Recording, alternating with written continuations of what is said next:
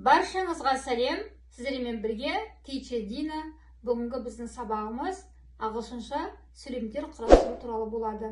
Ендеше кеттік.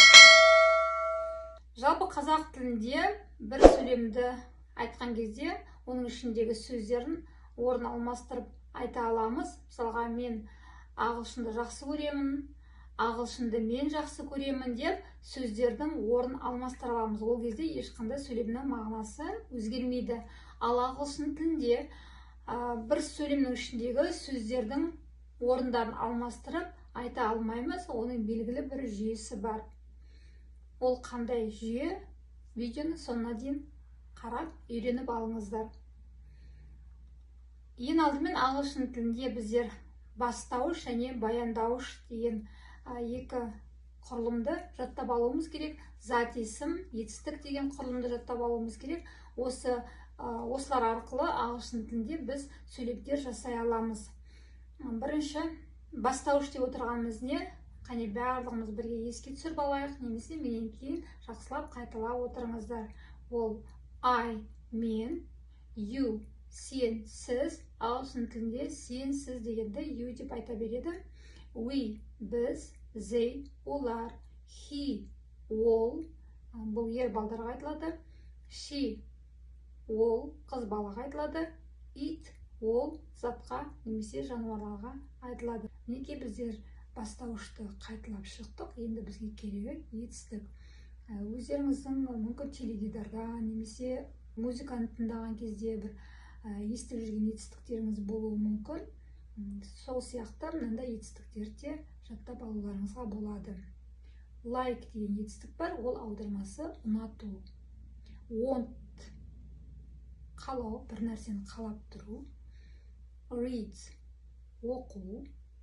Write, жазу. Buy, сатып алу бір нәрсені. Jump, секіру. Eat, жеу. Drink, ішу. Run, жүгіру. Sleep, ұйықтау. Міне осы етістіктерді өздеріңіздің сөздік қорларыңызға сақтап алуларыңызға болады. Себебі бұл етістіктер үнемі жиі қайталанып қолданып жүретін етістіктер. Енді манағы бастауыш етістікті екеуін қосып көрейік және сөйлем жасап көрейік. I read. I read. Мен оқимын.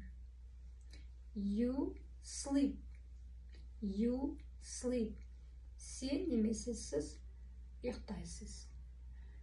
We buy.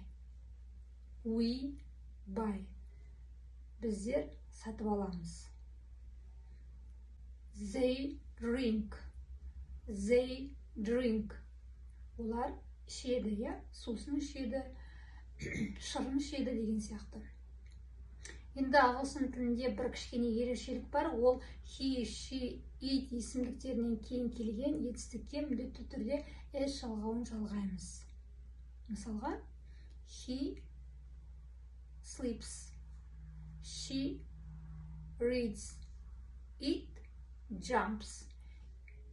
Немесе he, she'дің орнына біз адамның атын қоя аламыз. Мысалы, he деп нем айта бермейік. Арман reads. Әсел wants. Арман likes деп айта аламыз, немесе жаңағы it есімдіктің орнына мысық деп алатын болсақ, a cat jumps. A cat runs. A dog drinks деп орнына біз сөздерін қоя аламыз.